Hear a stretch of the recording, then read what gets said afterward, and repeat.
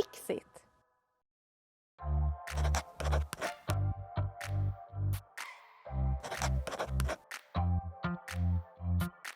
Why did you install new doors?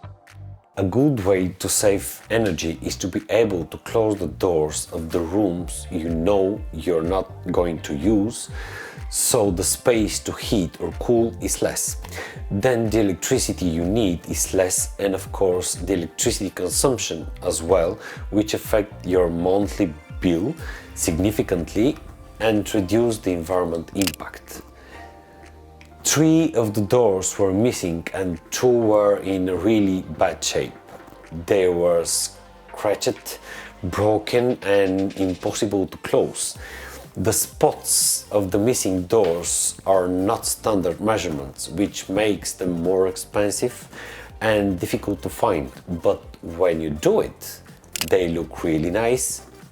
It is of course very important to mention the privacy, because it matter here. One of them is a sliding door, which is a good option if the space in the room is reduced.